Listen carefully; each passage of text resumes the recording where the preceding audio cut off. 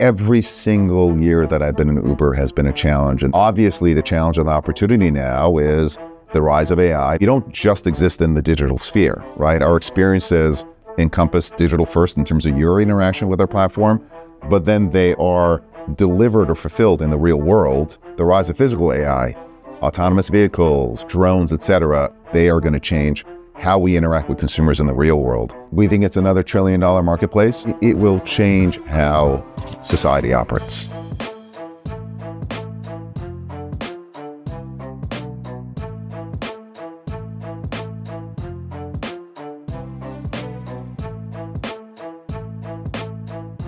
So I think I have to begin with the story you were just telling me about how you took the job here, how you heard about it.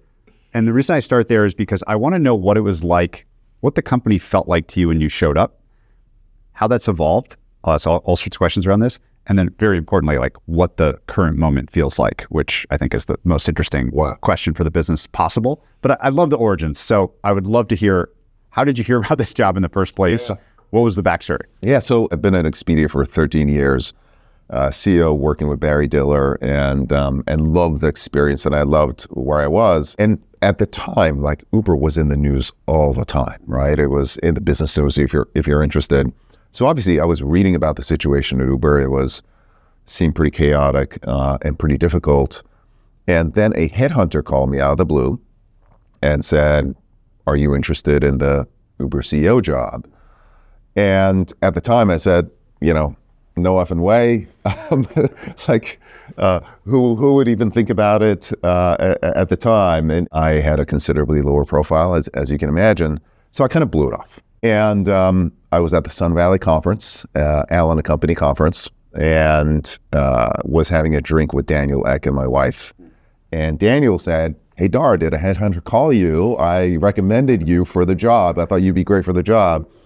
And I was like, "Oh, that's why it happened. What are you, crazy?" And he said, "Well, I think you'd be great for the job." And I said, "Listen, I've been at Expedia for 13 years. I'm so happy with what I'm doing." And I remember Daniel, he looks at me, he's like, "Dara, since when is life about happiness?" Interesting comment. He's like, "It's about impact." Yeah. And Uber is a company that has impact on the world. It's important. It's in trouble. Why wouldn't you take a shot at this? I think you'd be great. I think a lot of people come to Uber because of the impact that the company has in the world. We are shaping how the world moves. We're a huge part of people's lives. We've got over 10 million couriers and drivers on the platform. And I just wanted to go to a place where I could make a difference. And I wanted to go to a place that was making a difference. When I started in investment banking at Allen & Company, it was amazing. It was the best company in the world. But I was like, investment banking is really changing the world, right? And so for me, it was about having impact at a company that was having fundamental impact in how people live. And, we'd had a couple of beers and my wife was there, Sid, and she'd had a couple of beers and we talked about it. And the next morning, actually, in the parking lot, I remember calling the headhunter and I said, "Tell me more." So that's how it all started. Wow. Okay, so you show up. There's a process. Yes. You take a job, you show up. What is the impression on day 1 through 10 or something like this? What did it feel like? I mean, complete chaos. The company, Travis, had not been at the lead of the company for some period of time. And there was a group of executives, a committee, if you want to call it that, who had been running the company for a few months. And obviously the company was in the public sphere in many, many bad ways. Lots of things going on, both internally, externally. And the business itself was very dynamic, hugely competitive. So it would have been difficult enough if there weren't any of the external distractions going on coming into the business, which I think fundamentally was strong, but was going through a lot of change, a lot of chaos, both in terms of the board and what the board wanted, in terms of the stability of the management team, and then getting structure around the business as well. But, with time and with a lot of work and working with my team, we were able to bring some order to the chaos, both externally and internally. And it's turned out to be a great ride for me. How did you do that? Like if you were teaching a college seminar or something, an HBS seminar on a leader bringing and establishing some order and structure in a chaotic situation? Like what is the how?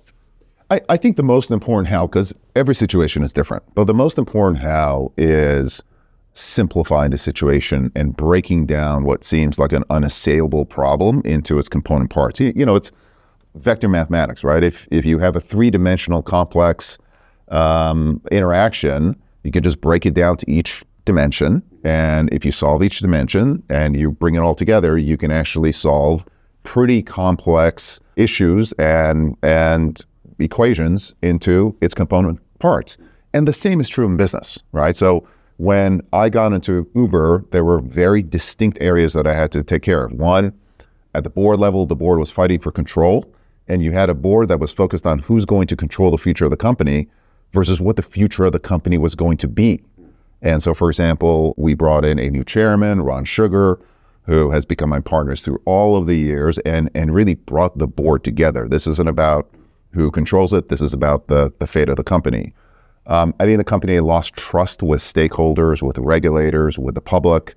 And so we went out and first went on a listening tour to understand what the issues were, and then started listening, started acting based on that impact, and started communicating both internally and externally, which is the concerns of stakeholders externally were just as important as our own concerns as well.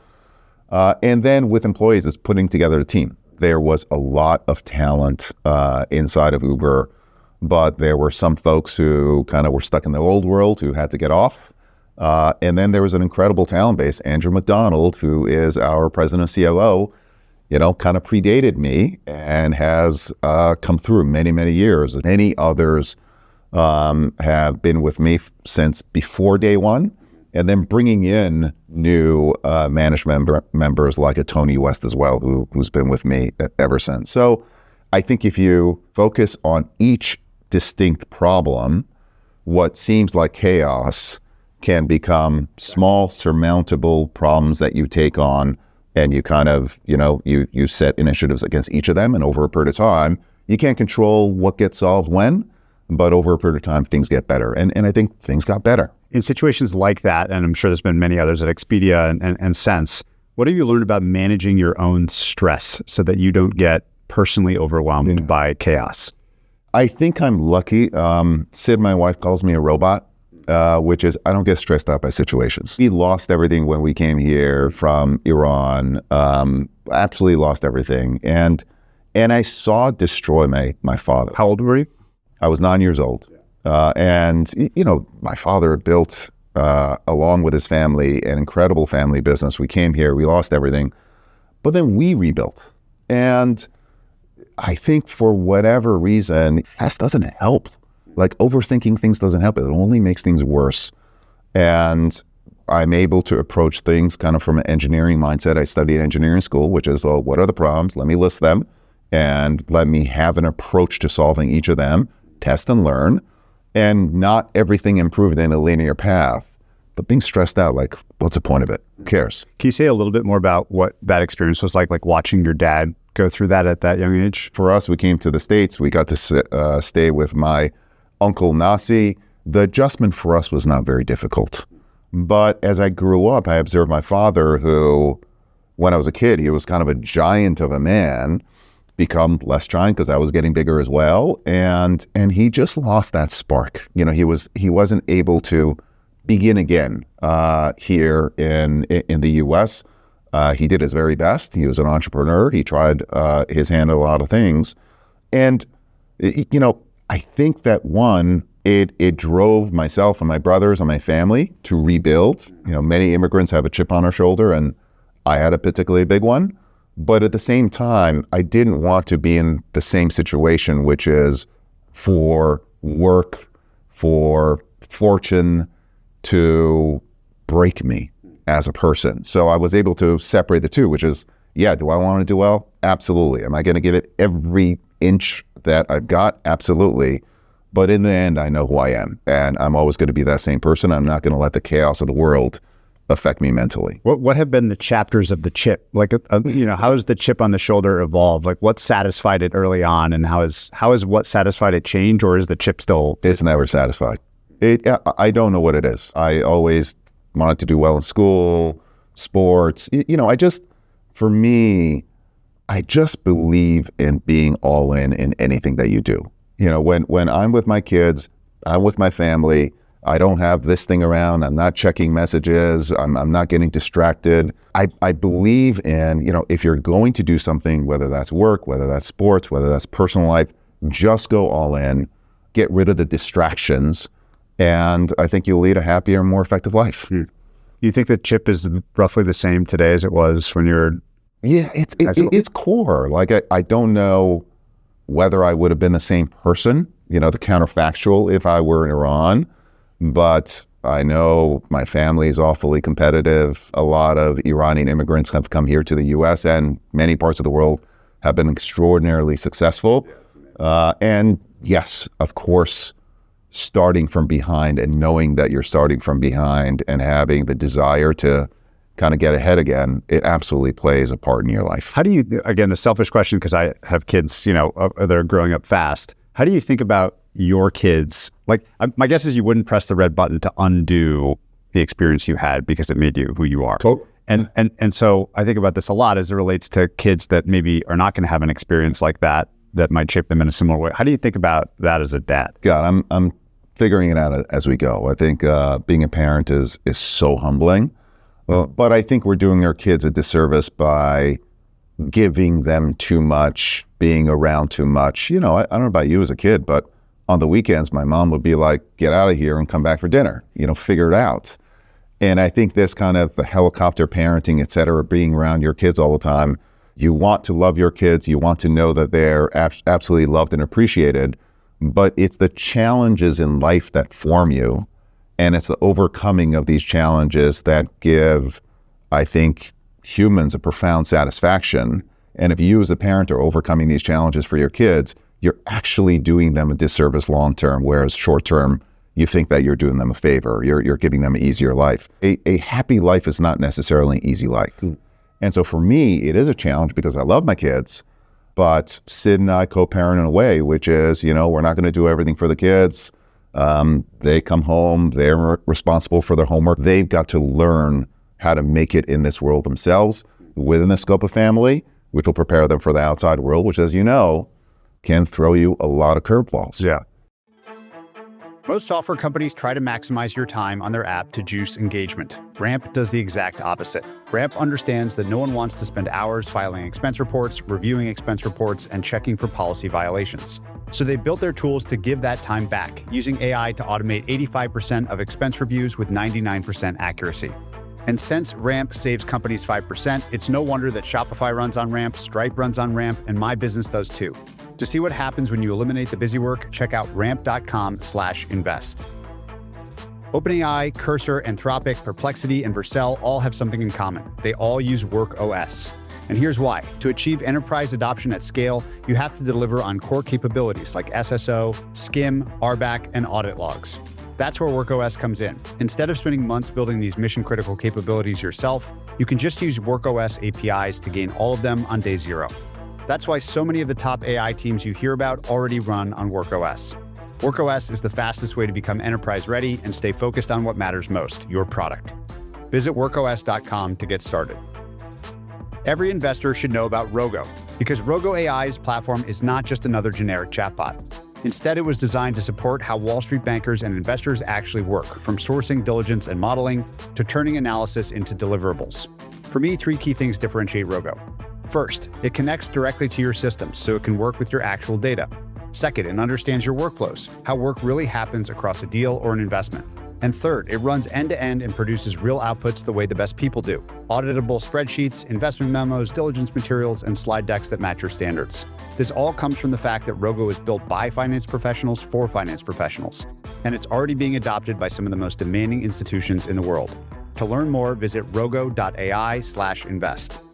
Speaking of curveballs and challenges, so if we zoom all the way to today, it's got to be, I'm curious if you think so, it seems to me from the outside like the most interesting time to be running this business. Oh my God, yeah. Because their opportunity is so massive, the threats are real, the new entrants are fascinating, ABs we'll talk a lot about, I'm sure. What does it feel like, ground us today, like what feels like the central question to answer as the leader of the business? I tell you that every single year that I've been in Uber has been a challenge, and there's been another, there have been so many answers to question, and we interact with the world in so many ways. Obviously, the challenge and the opportunity now is the rise of AI, both as an internal tool as to how we build. And what's different about Uber than many other companies is, like, we don't just exist in the digital sphere, right? Our experiences encompass digital first in terms of your interaction with our platform, but then they are delivered or fulfilled in the real world where all kinds of things happen. So you've got kind of a determinative structure in terms of the interaction with the app, but then probabilistic outcomes. And we always have to kind of deal with those outcomes and the things that go wrong in the real world: traffic, driver canceling, your food being late. So we have always used, kind of in that probabilistic world, AI tools to build out our system for much longer than most companies out there. But now with the onset of AI, both in the digital world, the ability to build much larger models that know much more about you, can anticipate what you want more accurately, can really drive utilization and can drive how people work and make an engineer into super engineer, to then the rise of physical AI, autonomous vehicles, drones, et cetera, and how they are going to change how we interact with consumers in the real world. I've never, ever seen a pace of change so fast, and it's incredibly exciting. What's your mandate to your team, given how fast things are changing and how much more each person can now do? I'm not like a top-down driver, so to speak. We have a bottoms-up culture, which is, I want people inventing all over the company. I don't want to be that single point of failure. Obviously, the CEO is important for the company, so I hesitate to drive mandates. And I would tell you that AI adoption at the company, just because we are kind of an AI native company or ML native company, in terms of where the technology has come from, it's been occurring all parts of the business, whether it's engineers and how they scope projects, how they build, debugging, on-call, platform migrations. All of that is now has enormous AI adoption to our legal team, to our marketing team. So it is happening everywhere. Where I come in is that I'm pushing the teams to fundamentally use the power of AI to rebuild systems and processes from the bottoms up. And by the way, it could be a decent first step to take a process and have AI optimize 20% of it, 30% of it in terms of speed or effectiveness or cost. But to rebuild it from the ground up, that's much harder. And that's where I'm coming in and really pushing the teams to think about processes from a first principles standpoint and the impact of AI on those. What's the most amazing thing you've seen someone do with the technology at Uber? The most amazing thing that I've seen is that I'm seeing the impact show up in all kinds of random corners of the company. What we're seeing now is, like, we've got devs in India who all of a sudden are driving 10x the code commits that they used to. They're using autonomous agents all over the place. So the uptake of the tools that we're seeing is not at all predictable in terms of who is racing ahead with this new technology versus what we typically saw. And so I think you're going to have very, very unpredictable patterns within the company. It's up to us to find it, and it's up to us to kind of promote those individuals who are kind of the rebels inside the company. We want the rebels to win here. One of the interesting questions today is, what is the actual latent demand for intelligence? Like, it's such a weird question. Yeah. I'm curious if you've had an experience like me where at first you're like, tell your team, you burn tokens, like, let's use as much intelligence as possible. And then there's a moment where you're like, wow, this is expensive. Intelligence is expensive. Totally. How do you think about the trade-off between, it seems like an unbridled good to have more intelligence, but right now it's quite costly? We're dealing with it now, actually. We blew through our AI budget in a quarter, for the whole year, essentially. And it is forcing us to adjust. We are going to meter headcount increases, because to the extent that my engineers are getting much more efficient, their throughput is increasing, they're becoming superhuman in terms of their output. There's a cost to that, and it's a significant cost. And at the same time, we're kind of metering the increase in headcount. So my view right now is drive adoption, encourage usage across the company. We do believe in efficiency here. We've got over $10 billion in free cash flow, which is great, but it's on well over 10 billion trips a year. So we are not a high margin business. We want to really drive efficiency in order to lower prices for riders, to give more earnings to our earners, et cetera. So I do think it's a combination for us right now of encouraging adoption, but then driving efficiency. And the way that I put it is we're using the more expensive models to explore. Hey, let's try a new interaction here. And obviously, these frontier models, whether it's an OpenAI model or a Claude model, they really are terrific. And they're great to experiment against. Once we scale some of these experiences and interactions, we'll look to bring in more efficient models that are more efficient on a token basis or are open source and, again, lower cost. So exploration is go, go, go. But then efficiency and scaling is something that we're also talking about. So you're one of the few companies, many of them amazing companies with amazing leaders, that are in this sort of like AI meets the physical world zone, where you've got a scaled brand and distribution. You're an aggregator of demand in many ways. And I have so many questions about this, but I guess the first one is just what that is like how you think about that challenge, that problem, that opportunity as one of the small handful of companies that sort of has the right to win in how that new technology links up to the physical world. Yeah, totally. So I think the first is there's an enormous opportunity in just it's boring, but it's wonderful boring, which is just building larger models, right? So building, our models in terms of our feed models or search models now are probably 10,000 times bigger than our older models. And they're just able to take much more data about you and make predictions about what are you going to search for. Now we have universal search, for example. If you search for something, it's not just classified as rides or eats or grocery. We can show you everything that we have available across our services. So first is just like the tooling has gone better, the capabilities have gone better. And today we can guess when you take an Uber ride, 3/4 of the time we can guess where you're going and it's just a one tap interaction. That can only improve based on these larger models. And as it relates to the real world, we can anticipate what's happening in the real world much more effectively now. And then the form factor with which you operate is going to change as well. And more, and it's going to take a while. You'll have drones getting your food to your home, or you'll have AVs delivering you from place A to place B. So everything is changing about it. Some of it is immediate opportunity now, but we think there's a ton of opportunity going forward. What do you think has to be true for Uber to win the demand aggregator, top slot in AVs specifically? Supply. So we are a supply-led company. The more drivers we have in the marketplace, the more restaurants that we're wiring up for you, the more latent demand that we have. And it's one of the lessons that I learned when it came from Expedia to Uber. At Expedia, we were really focused on, demand, how many consumers can we get to the website, et cetera. And we were a demand-first company, and then we would build out hotel inventory and flight inventory in response to demand. At Uber, everything is upside down. One of our very, very significant growth opportunities right now is building out our surface, not just in the big cities, but in the sparse markets, in all of the suburbs of the world and smaller cities of the world, not the top 10 cities in a country, but the next 50 cities, the next 200 cities in the country. Well, the first thing we do is actually go out and recruit drivers, recruit merchants and restaurants, groceries, couriers, and then just the demand shows up. I don't mean it's not that easy, but the biggest opportunity and challenge we have is making sure that we secure every single supply, every single car out there that's going to take you from point A to B, every single restaurant, every single retailer, every single grocer. If we do that, the demand will take care of itself. In AVs specifically, what does that feel like? It feels obviously like we're just at the very early part of the S curve.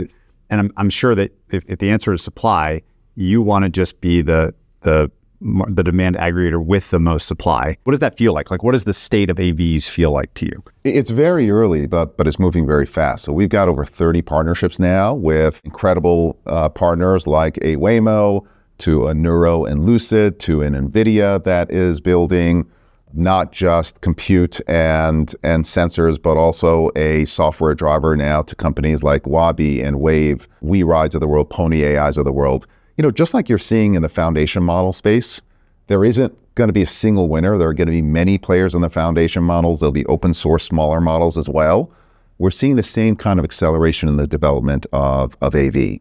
And as a result, we want to be your go-to-market solution for companies that are building out these digital drivers. And what we're allowing these companies is to really focus on building the driver.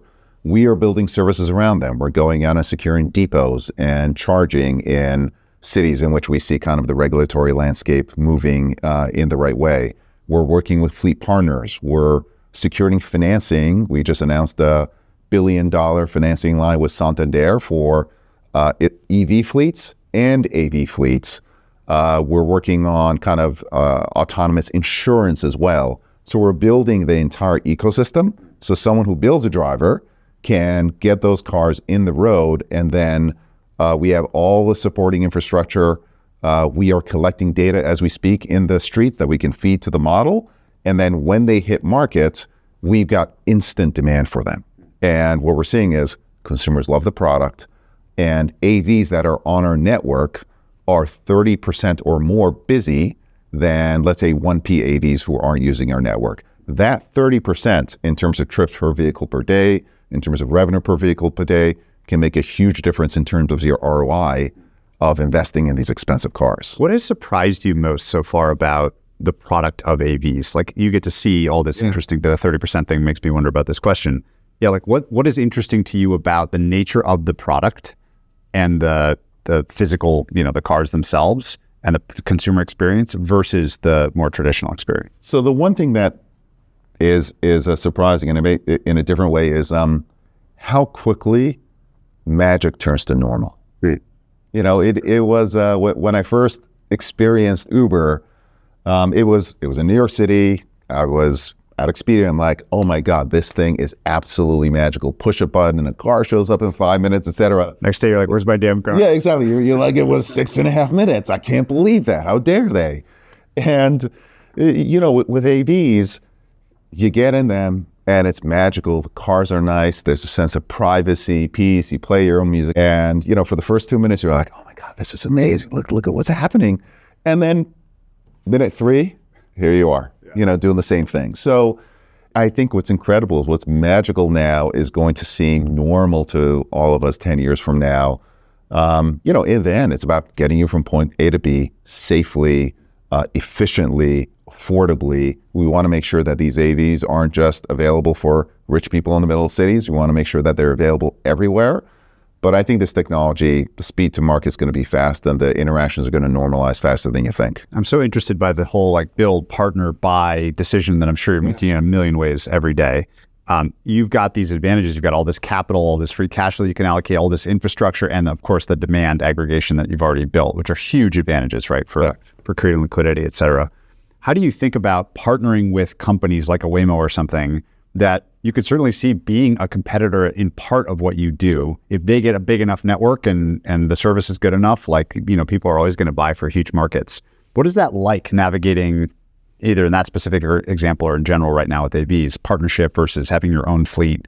It's a coexistence that frankly I'm quite used to coming from the travel business, right? If you think about OTAs, these online travel agents, they compete with the Marriott, they compete with the Delta for the consumer, they compete with the independent hotel as well, all of whom are building a direct channel for the consumer, many of whom have loyalty programs, et cetera. But at the same time, they want incremental consumers coming from the platforms because they have a big box to fill and they want to drive as much utilization of that box as possible. And the returns for a hotel that has 70% of its rooms filled versus 90%, it's night and day, right? You will take the 90% every single day. The same is true, for example, in Uber Eats, right? We work with McDonald's, we work with Starbucks, we work with Chipotle. All of these companies, to some extent, also compete with Uber Eats as well. And the same will be true of a subset of AVs, which is a Waymo. Of course, they want to build their own brand and their own channel. But at the same time, we are able to drive more utilization for them when their cars are on our network. The same will be true of a Zoox. The same will be true of Nuro, et cetera. So we're going to have some players, for example, a Wave is focused on building one end-to-end model that they license to OEMs.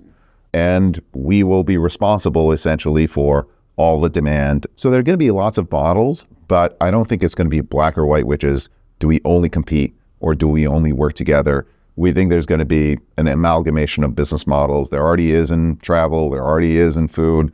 Same thing will happen in transportation. What's your pre-mortem for this going wrong? For if it's 5 years from now and Uber has screwed up this opportunity, what do you think the most likely reason for it is? I don't think it's necessarily an Uber thing. I think it's a big question for the industry. You've seen how powerful AI is, but at the same time, how unpopular it is with the general public. And folks like you and me in the corporate world, we're just amazed and we're driving utilization. And the way that these AIs, AI models interact with the average person is, yes, search got a little bit better. But if it's driving up, or I think it's going to drive up my electricity costs, or if it's going to cost my cousin's job, that doesn't feel that good. And I think the same will be true of AVs, right? Which is, it's terrific technology. It is going to be safer than human beings. But how does it interact with emergency service providers? How do we make sure that the technology is available to everybody, not just the wealthy? We've got to have these dialogues with regulators, with real people living in cities, with our drivers whose earnings may get affected. Now, drivers in Austin and Atlanta, where we have two big partnerships with Waymo, drivers on the Uber platform, they're making more money. The number of drivers joining the platform is increasing because it looks like AVs are actually adding incremental demand to the platform. So we have good news early, but we've got to communicate and we've got to go at the pace that society is prepared for us to move. Otherwise, there will be a backlash, and you're kind of seeing it in some of the public perception out there. I'm sure your answer is something like not on my watch, but if I were to assume that the public out of your control thing is solved, can you imagine what the same pre-mortem answer would be through something that you do control? Access to supply. And that's why we have a partnership with basically every AV provider, whether it's in mobility or delivery or even freight. We need access to supply, and we're investing time, we're investing capital, and I think we're in a great position to make sure that we are the largest amalgamator of AV supply, just like we are the largest amalgamator of transportation services around the world. If we now assume the success scenario where Uber is the clear demand aggregator winner of AVs, what does that unlock, do you think, on the other side of that, whether that's consumer experiences or other things that aren't currently possible? We think it's another $1 trillion marketplace. We think that over a long period of time, as we see the cost of AV software come down, and usually we see the cost of hardware come down. I mean, this is universal, but usually 30 to 40% per generation. We think the Lucid midsize that they are building for us and Nuro together, it'll be a $60,000, $70,000 car.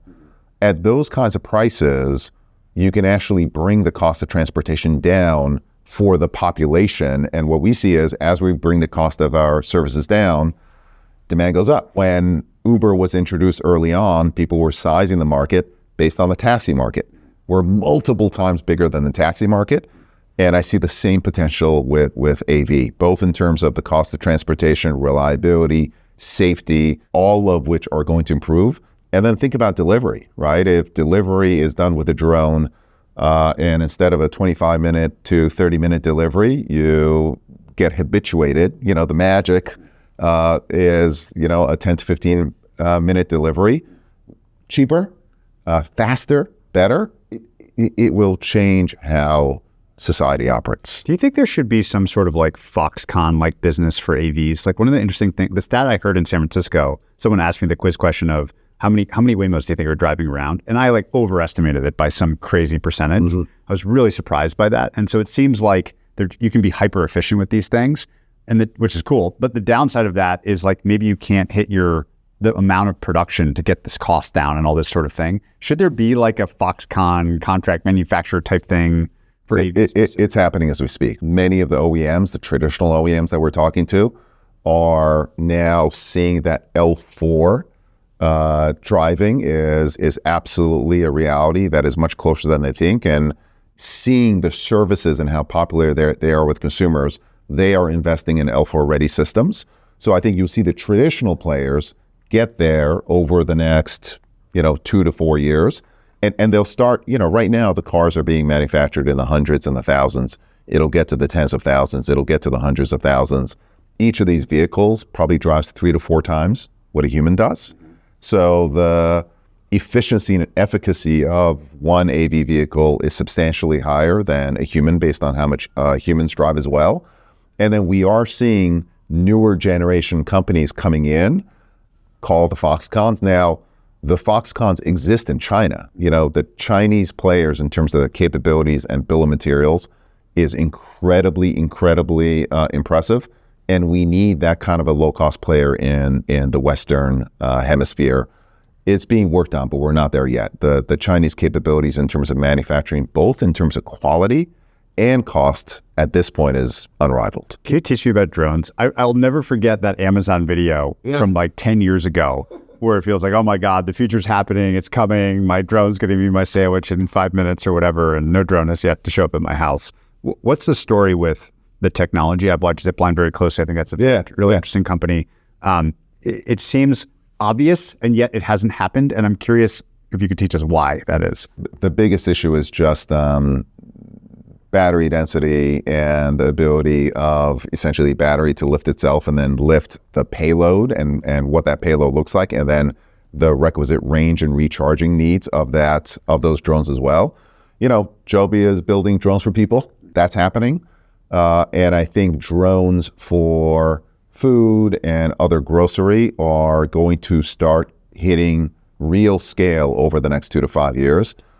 It is going to cost more than a human delivery to start with, but the kind of ramp of the technology in terms of payloads being larger, in terms of being able to operate in whatever weather there is, and then being able to very, very accurately get you a payload right in front of your house, all of it is moving in the right direction. So is it going to be a big part of our lives 2 years from now? No. But 5 to 10 years from now, it's going to become more and more normal. I'm always really interested in the regional differences as well. I'm curious what you've learned watching AVs start to happen in the US versus Europe versus the Mideast and anywhere else that you've had the experience. Like what is regional differences teaching you? Middle East is going fast. Yeah. So the Middle East, especially if you look at Abu Dhabi, Dubai, Saudi Arabia, these guys are on it. They are on it. The regulators are very entrepreneurial. They want to lean into new technology. So you're going to see those services, they are happening today. No vehicle operators in Abu Dhabi, Dubai.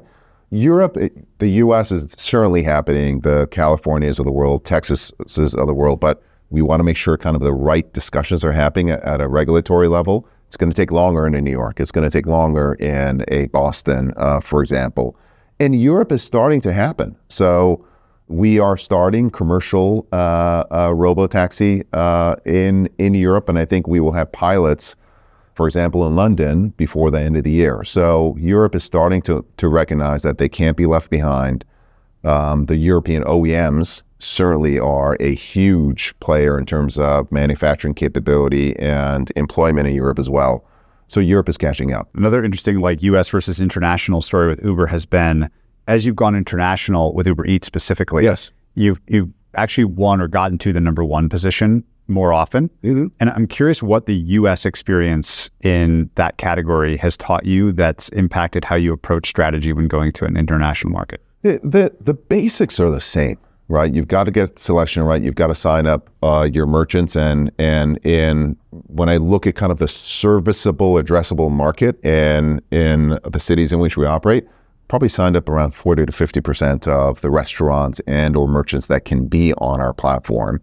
And so it's about getting selection and then making sure that you've got the right reliability every time when you order something. We get it right. We don't make mistakes. We deliver it to you within 30 minutes. And for us, our magic sauce is cross-platform, right? We started with mobility, and we are now able to increasingly upsell the mobility customer the delivery product, whether or not they want to use it on Uber Eats, or they actually, when you open your mobility app now on Uber, you're going to see Eats right there. And about 13% of Eats bookings are actually coming from the mobility business. So in larger international markets and the US, we have, you've got to get the basics right, but the platform for us is a structural advantage we have versus other monoline players. We get a bunch of free customers from our mobility business. And then we have our Uber One membership program, 50 million members now, growing 50% year on year. Every company has a membership program, but the way I look at it is we're kind of like Netflix. For the same price, you get more content than anyone else. You get discounts on mobility, you get surge protection, you get free delivery, you get no fees on, groceries, $60 or more. Now you're getting 10% back on your hotel. So if we can build this loyalty program that is just bigger than anyone else's, and we have this cross-platform magic, we think we can get to the number one position and at the same time have higher margins than our competitors, and we're proving it out in market after market after market. So much of the story is being good at getting the supply. What does excellence look like there? Like what makes the best parts of Uber that do this the best? What makes them stand out? What is the key to being great at aggregating supply? So I think honestly we're okay at it. I think we can get a lot better at it. I think one is I want to get more of our team members to put themselves in the shoes of our suppliers, to drive more, to stand behind the counter of a restaurant. All of our employees are like crazy users of Uber Eats and Uber Rides, but we don't put ourselves in the shoes of our merchants. After COVID, partially because I was going freaking crazy at home, but partially because I wanted to understand, well, what does a driver courier experience feel like? I bought an e-bike and started delivering food in San Francisco. And our drivers and couriers and merchants are on our platform much longer than the typical consumer. Typical consumer, you're in, you're out, maybe use us once a day, twice a day, hopefully 3 times a day. But the interaction is like a 30-second interaction. A driver will have our app open 6 hours, 8 hours, 10 hours a day.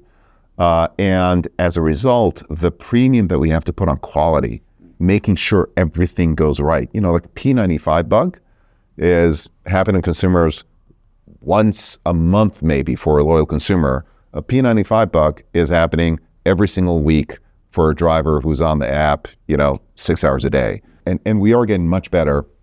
We've got to put ourselves in the shoes of our merchant partners, of our delivery partners. I learned so much delivering food that, those couple of years in San Francisco, driving people in my Tesla in San Francisco. I think that's what it takes to be a better builder and, kind of be better at amalgamating supply, so to speak.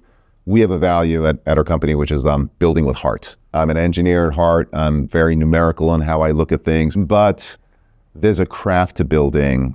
There's a humanity in our service, and we have to make sure that we keep building with heart, and I think we can get better. What surprised you most when you were doing the deliveries, all that experience? How hard it was. Like it was just like going into the restaurant, figuring out where to pick up, making sure that you got your orders right.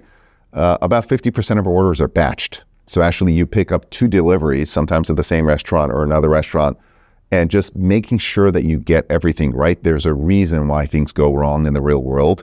There's a lot to process for couriers, for drivers, and then you have to kind of deal with the real world traffic as well. So just all of the things that you have to process for a consumer, you push a button, car shows up, you push a button, your food shows up. It's all easy. But for that driver and courier, there's a lot more going on, and processing everything could be a challenge. The other thing that you said is interesting is the membership concept. Yeah. 50 million people. It feels like this is a feature every big business with lots of people on it would want. And some of them have been great stories in business history, Costco and Amazon. What does each side get out of a great membership program, and how much do you have to tweak and design that thing versus it being kind of straightforward of what people want? We've been at it for a while. The ideal membership program is one where you have a fixed cost base, right? So a Netflix is investing a certain amount in programming, and the cost of selling a membership is customer acquisition, and there is no cost for the services that you render, right? There's no variable cost for the services you render. The benefits of membership programs, travel membership programs, are often upgrades to rooms that were empty anyway, or upgrades to seats that were empty anyway. So those membership programs are ideal, and that's why membership started in the travel business and in entertainment, for example, as well. Cable is a membership program, if you want to call it that. It becomes much more challenging if the cost to serve is a variable cost. And I think Amazon is the first one that took that on, which is, the cost of an Amazon Prime membership is higher the more you use that membership. And Amazon was able to kind of walk through this kind of valley of despair, right? As many people in the public markets didn't understand what it was doing and the losses kept increasing, but they understood kind of the unit economics of membership and they stuck with it and they were able to brave through those early days. And I took a lot of inspiration from that example in the early days of Uber One. And when we acquire a member, you're less profitable. We're essentially trading. We're making a prediction, which is you're going to spend more on our platform, even though your first transaction, second transaction, third transaction is going to be much less profitable because we're giving you back a bunch of money. Over the lifetime, you will be more profitable.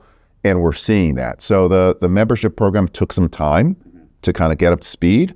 It is solidly profitable now, but the first year of membership is a year where we lose money on you, but we're going to make money on you 2, 3, 4 years from now. As your business scales up, everything gets more complex, especially your compliance and security needs. With so many tools offering band-aids and patches, it's unfortunately far too easy for something to slip through the cracks. Fortunately, Vanta is a powerful tool designed to simplify and automate your security work and deliver a single source of truth for compliance and risk. There's a reason that Ramp, Cursor, and Snowflake all use Vanta. It frees them to focus on building amazing differentiated products, knowing that compliance and security are under control. Invest Like the Best listeners get a special offer of $1,000 off Vanta when you go to vanta.com/invest. I know firsthand how complex the tech stack is for asset management firms. And seemingly every new tool and data source makes the problem even worse, adding more complexity, more headcount, and more risk. Ridgeline offers a better way forward, one unified platform that automates away that complexity across portfolio accounting, reconciliation, reporting, trading, compliance, and more, all at scale. Ridgeline is revolutionizing investment management, helping ambitious firms scale faster, operate smarter, and stay ahead of the curve. See what Ridgeline can unlock for your firm. Schedule a demo at ridgeline.ai. The next leg of hooking this platform up to the entire real world is hotels. Yeah, it's so interesting that you've gone back to Expedia days, full circle. Walk us through the decision logic here. I have a question behind the question, which is like how you decide to do these big things in the first place. Daniel, we started the conversation with used to have this bets board at Spotify. There's all these different ways that capital allocators decide what to bet on. I'd like to talk about that strategy as well. But starting with hotels, why do it in the first place? What was your thinking? We tend to be pretty data oriented, and what we've seen, and it's relatively obvious, is that people who travel a lot tend to use Uber a lot, right? We're available in over 70 countries. What's the first thing that you do when you land at an airport often is you open up your Uber app. Just last year, we completed 1.5 billion trips for people outside of their home city. About 15% of our trips are to and from airports. So we could identify travelers. It was a use case that was a headline use case. And we started thinking to ourselves, hey, what more can we do for the travelers? And what differentiates Uber from some of the other places, again, it's not just about the booking experience, but it's about delivering that experience in a reliable way in the real world. We go much deeper into the fulfillment stack than, let's say, the typical online travel agent. We decided, as you're able to target more, et cetera, let's look at other travel products. We started with trains. We've launched it in the UK and Spain. And we saw kind of the same thing that we see over and over again, which is the more you interact with our platform, the more services you have, the more you interact with those services, the more you come back. So more content meant more retention. And so we said, like, well, what content can we find in travel? It was very natural for us to go into hotels. It's a high value decision that you're making. We went out there, talked to the various travel companies to make sure that we had the best supply in the business. And we happened to make a deal with Expedia, my old company. And we're essentially giving the vast majority of the economics of that deal back to Uber One members. The design spec of hotels is, again, how can I make sure that you have as a person, your life is more deeply integrated with our services? 10% off hotels, 20% off 10,000 hotels. That's a great deal that you're not going to find elsewhere. And it's another reason for you to join Uber One. What's the idealized end state of that part of your business, like 5 years hence or 10 years hence? For me, the idealized end state is obviously we want to bring a lot of value to you as it relates to the booking experience. but I want the value to carry into the market. You know, you book a hotel in San Francisco, we offer you, we go through your email if you open up for us, and we already collect kind of your information on your flight. We pre-book an Uber to the airport. We pre-book an Uber from the airport to your hotel because we already know where you're staying. And, you know, ideally, when you get to the hotel, we know you're approaching the hotel. Either we give the front desk a heads up that you're going to be there, Patrick is going to be there and know you, or we allow you to completely bypass that, you know, the front desk, go to your room, maybe you can use your Uber app as a key. The magic, I want to bring some in-market magic to you as part of your travel experience. We're already part of your experience in city. The richer we can make that experience, the better. We're starting with a booking. We've got to start someplace. But that's the Uber magic I want to bring to you. I have the same pre-mortem question, which was, if this doesn't work, like, why would that be the case? We have debated in the past whether or not people's interaction models with their service can change from on-demand to planned. People get very wed, like our brand has always been known as on-demand, you know, like push a button, get a car, push a button, get your delivery, etc. And so there was a question mark, could we go from on-demand to planned? And we started moving in that direction with actually Uber Reserve. In the olden days, you know, Uber Reserve, actually, we allowed you to reserve a car, but it was kind of a on-demand dispatch to try to get you that car when you expected it to be there. We have changed the back end to really drive reliability, 99+%. So we're pre-booking with the driver accepts, make sure the driver is there before the reserve. And reserve now is over $5 billion run rate. It didn't exist, you know, 5-6 years ago. And clearly we were able to, if we gave a tangible benefit, in this case, higher reliability for higher price, clearly we were able to move both demand and supply. Drivers willing to kind of pre-commit to your trip. So that gave us the opening to say, wow, this pre-commit thing is another angle that we can explore, and travel became natural for us. So I think the question is, you know, is reserving your ride just fundamentally different from thinking about your vacation 2 or 3 months from now? Can we stretch that pre-commit, and can we stretch the brand in that temporal direction? I think it's an open question. I think we can. We're giving you great deals to make that plan on Uber, but it's not a slam dunk. What have you learned about marketing excellence? Like, two sources of the question. One is just marketing Uber in general. Yes. But the second is, as you do more and more stuff, making sure that even your customers know that it exists. Like before preparing for this, I didn't know that this was a thing that existed. So it's an interesting question about how you do both the brand staying top of everyone's mind, but also the very tactical specific, like, we have this cool new thing now that you should try. Totally. It's, you know, the surface that we have on this phone is very limited. And I've changed my mind on this. Originally, I had the hypothesis, which is the marketing team's job is to get as many people onto the apps as possible. And then it's a product team's job to surface the right product to you at the right time. And a small example of that is, you know, with Reserve now we offer the ability for you to order hot coffee, and the driver goes out and, you know, picks up the coffee wherever, and then, you know, it's kind of cool. You have a cup of coffee if you're on the way to the airport. The goal isn't to get you coffee on that ride. The goal is to make you understand that you can get coffee on Uber and or other stuff, right? It's not about the ride. It's about the lifetime value, the interaction, the introduction of a new service, not in a way that feels like an upsell to you, but feels delightful. This is really cool. Uber knows me. Why not do more with them? All of the different interactions that you can drive on the app. I have always been much more product-led. Let's build this from a product-led standpoint, and the job of marketing is just to get people to the app. But my marketing team, who told me I was an idiot, and I loved it, you know, they are building out storylines. Uber teens, getting your kid from their game home, and the human interaction of when your kid comes home, either if they did well in that game or not well in that game. There are very human stories that are part of Uber in every way. Our marketing team are telling the stories about a teens, about a Reserve, about grocery delivery and the convenience then.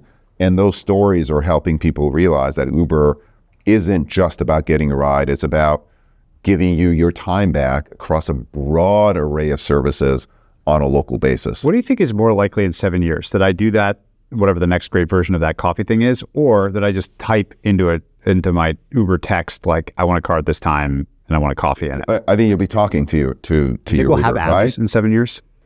I think you're going to have apps because there are certain circumstances, many circumstances where the communication back to you is much more efficient in the written word or in pictures. It's not compelling to say your Uber is 6 minutes away. Seeing the picture and being able to track the car. So I think the inbound interaction is going to move more and more away from apps. I think people are going to use apps, but the inbound interaction is going to be much more unstructured. And AI makes it possible. You historically built UIs for a specific interaction based on optimizing for the overall average, right? Our booking experience on Uber may not be optimized to you exactly, but it's optimized to overall averages through lots of iteration, lots of testing, and there's only one way in. Now we're going to personalize it. So when you land in a city, Uber is going to be different for you than when you're going to work. But the interaction that agents are going to make possible through AI and through words are going to be incredible. If thinking about the people that have influenced you the most, what did you learn from Barry Diller? He's incredible. He's been my business mentor and in many ways a personal mentor as well. I'd say that the thing that I learned from Barry is the value of getting the truth from the source material. You know, the way that I first met Barry, I was actually a analyst at Allen & Company working on the LBO model for Paramount. There was a hostile tender offer, Viacom and Paramount. I was building out the LBO model, repeating. right? Yeah, exactly. You know, Barry didn't want to talk to the MD or the VP or the associate. He's like, who built the model? And I'm going to talk to that guy because if I'm going to raise billions of dollars in debt, I want to know I'm good for it. And I just remember I was like sweating. I was so nervous. I'm like trying to print out this model, and I took him through it. And he wanted to hear straight from the source. And every time I've witnessed them, and I worked for him for 20 plus years, you know, it's the filtering that gets the edge out of the story or out of the situation. And it's often the edge that gives you an edge. It's not the average. Everyone is going to have the same reaction to the average. It's what's that 20%? What's that P95 situation, et cetera. So Barry always insisted on going to the source, getting unfiltered data. It was sometimes unpleasant. It took more time, but that getting to the ground truth would help his decision-making and would allow him to give that edge to kind of go against the grain. And I've taken that with me. You know, I've seen in larger companies, like most people who run companies, they're smart, they're capable, they're driven. And the failure most that I see with most companies is that, you know, the higher up you're in an organization, often you get like a very thin layer of actually what's going on. Yeah, and everything has been processed for you. Like my schedule today, it's determined by a bunch of well-meaning people who want to get me the best information and have me use my time in the best way, but it's processed. And so it's very important for you to cut through that process sometimes and get to that ground truth. You've got to create some randomness in your interactions and your information flow. And Barry often painfully kind of drove to that source. And it's always, for me, been a very, very important part of how I manage, which is, you know, that the best way to get to the truth is, first of all, as a leader, tell the truth. Yeah. And so I'm brutally frank with my team. What's going on? What's a good? What's a bad? What's okay? Where do I not know the answers? And that helps me then get that truth back from them. Sometimes requires me to dig, and that can be unpleasant both for me and the team. But getting to the ground truth, I think, is something that I learned from Barry, and it's always stuck with me. What did you learn from the Allens, both the second and the third? So many. I'd say, you know, Herbert Allen, very, very early on, he always told me that he makes bets on people, not companies. And you see that with the Allens. Like, they're so loyal. They build friendships, and then they stay with those friendships. And Herbert always told me, like, companies can do well during periods, or companies can do poorly during periods, but great people always stay great. And I'm going to make a bet on people. And I'm like 20-something. I'm like, yes, sir, Mr. Allen. And that has been, you know, it's a great learning that has kind of soaked into me, like 30 years too late, regardless of the circumstance. Like I I made a bet on Barry. You know, I was going to stay at Allen & Company for all my life, but there was like, he was the one guy that I told myself, if I have an opportunity to work with that one person, and it was nuts, like my salary was gone, went through this like completely entrepreneurial new entity that he was building, but I bet on a person, and in my life, you know, my bets on people and those personal bets are probably the best ones I've made. Daniel Ek has this thing that he's famous for, which is that he would go shadow, I think he might still do it, go shadow CEOs of companies for long periods of time and watch how they operate and work. So if I were to go ask the same question I'm asking you about Barry and the Allens, but ask the question about you, what do you think if I were to shadow you for a couple weeks, I would take away from like how you prosecute your life? Like what do you think the ingredients that I could take away for my own recipe? What do you think I'd write down? I think number one is the transparency that I talked about. Like, I want the truth from everybody, and I tell the truth. I'm very, very open to the company, whatever level that I talk to.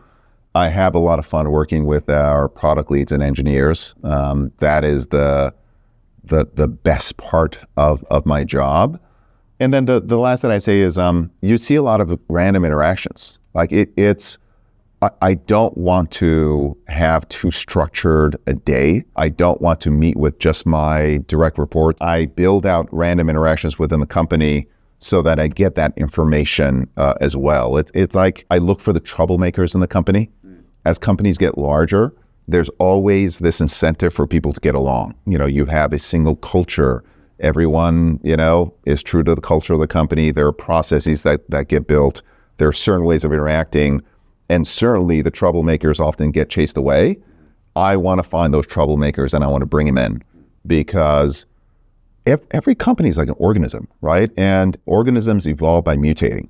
And companies that don't mutate, that just sit and with a single process, with a single information flow, those are the companies that die. So I'm looking for those mutations. I'm looking for those troublemakers constantly. And that requires random interactions. They're less efficient than the structured processes that have been put in front of me. But it's those random interactions that often give me the best signal that, you know, sometimes I may not act on it, but I'll take it in. And I'll, at some point, if the signal becomes strong enough, I'll move. That's a cool idea that the troublemakers are the mutations. Companies need to change. And by the way, with AI now, the rate of change inside companies in terms of how information flows, in terms of how we work every single day, the rate of change is accelerated by 5x. And it's the companies that are comfortable with that change that are going to adapt to this new reality. And the companies that are like, hey, we do things a certain way, they're going to have a hard time. One of my favorite charts from this era of business has been the time series of CapEx of the big technology companies, where it all looks like this, except for Apple, that just looks like this. Like they basically haven't changed. They've decided not to play this specific game. Yeah. And the debate around Uber early on was like, well, these guys ever make any money? Like they're losing money on all these rides, blah, blah, blah. Now you've got $10 billion plus of free cash flow. So you're a capital allocator and you have to make a decision of what to do with this money in this high rate of change environment. How do you prosecute that decision? You've done big buybacks. You've authorized really big buybacks before, which traditionally have done really good things for shareholder value and things like this through business history. But now you have all of these opportunities to spend money to expand demand, to get new supply, to use these new technologies. Like, how do you weigh the trade-off between old school stuff like buybacks and free cash flow generation and share reduction and things like that with just like, wow, this is the most interesting investing? I guess I'm asking, like, are you Amazon or are you Apple? Somewhere between. And I'd say, you know, capital allocation, I think is more of an art versus a science. You can read papers on it, but I think you have to use your judgment in real life. And my view is that my priority is first organic investment and growth. You know, Uber Eats, when I joined, was doing under $1 billion in gross bookings. It's over 100 billion now. That's crazy. And that took an enormous amount of organic investment. Now the company's has cash flow beyond that organic investment. And, you know, the math is simple, which is you want to make sure that your costs grow slower than your revenue and good things happen over a long period of time. And I think for me, because I came from banking, I'm very comfortable with the power of compounding. And so the first thing is you just have to get your core metrics right, starting with the user metrics, get to the financial metrics, make sure your expenses, unless there's a long-term benefit, are growing slower than your revenue, duh. And when it comes to excess capital, today our priorities are going to be keep building the services that we're building now, invest in algorithms, invest in more engineers, we are hiring, and then really invest in kind of the new realities of AV, whether it's investments in our partners, or it's making commits to tens of thousands of AV vehicles. Those commitments will be financialized. You know, we just announced a deal with Santander, for example, to finance both EVs and AVs, but we've got to be the ones developing the market. So we are going to make those capital commitments. And the fortunate thing in all this is we've got plenty of cash left over for buybacks. But I prioritize growth. I prioritize innovation over buybacks. If you're building the company right, you'll do both. You strike me as a very confident but not cocky person and leader.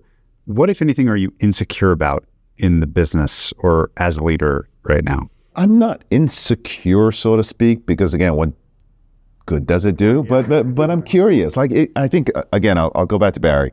I found in my life that the more successful you are, the more you tend to talk and the less you tend to listen, right? Totally. And I see kind of executives who they don't want to be talked back to because they view, don't you know who I am? I've got authority, et cetera. And authority doesn't mean that you're right, but so many people do. And Barry's the opposite.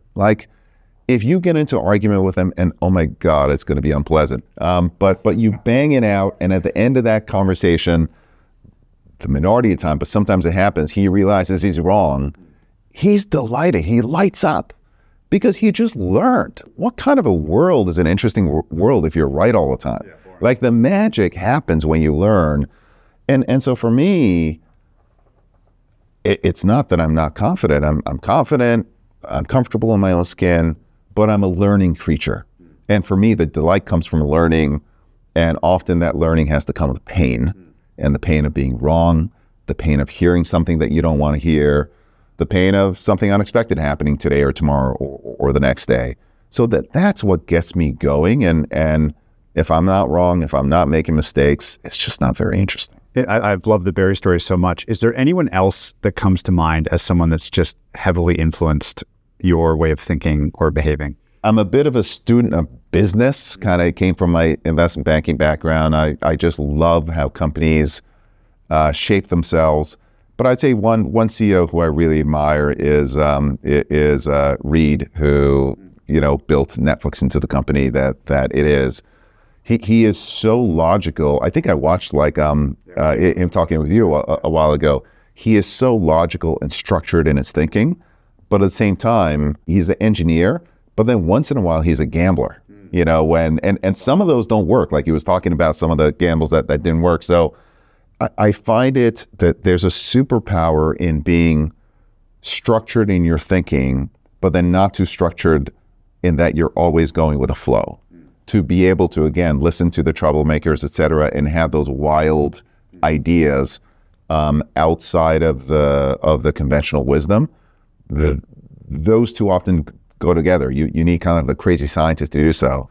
Reed is anything but a crazy scientist, but he has innovated in a very structured, deliberate way. And I love what he did with his company. And as a person, I just love how he thinks. You say you're a student of businesses, and I think Uber is just it's one of the most interesting business stories. By all accounts, the way that Travis willed this thing into existence as just like a break down walls entrepreneur, and then the way that you've matured it into this behemoth of a business and all these exciting new things. It's so cool to hear about firsthand. I love doing this with you.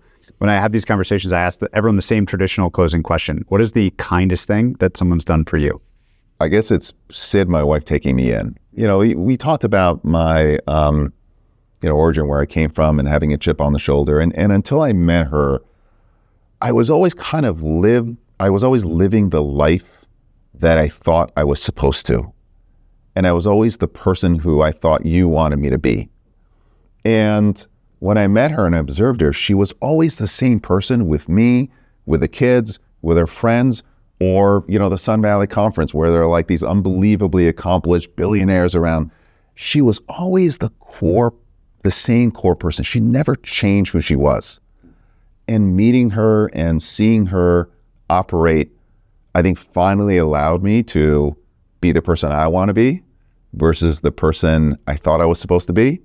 And that was a gift and a kindness that I could never replace. I have a shockingly similar experience with my wife. It's a beautiful place to end. Thanks so much for your time. Thanks.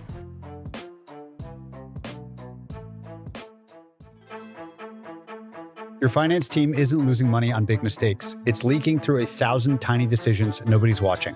Ramp puts guardrails on spending before it happens. Real-time limits, automatic rules, zero firefighting. Try it at ramp.com/invest. As your business grows, Vanta scales with you, automating compliance and giving you a single source of truth for security and risk. Learn more at vanta.com/invest. Ridgeline is redefining asset management technology as a true partner, not just a software vendor. They've helped firms 5x in scale, enabling faster growth, smarter operations, and a competitive edge. Visit ridgelineapps.com to see what they can unlock for your firm. Every investment firm is unique, and generic AI doesn't understand your process. Rogo does. It's an AI platform built specifically for Wall Street, connected to your data, understanding your process, and producing real outputs. Check them out at rogo.ai/invest. The best AI and software companies, from OpenAI to Cursor to Perplexity, use WorkOS to become enterprise-ready overnight, not in months.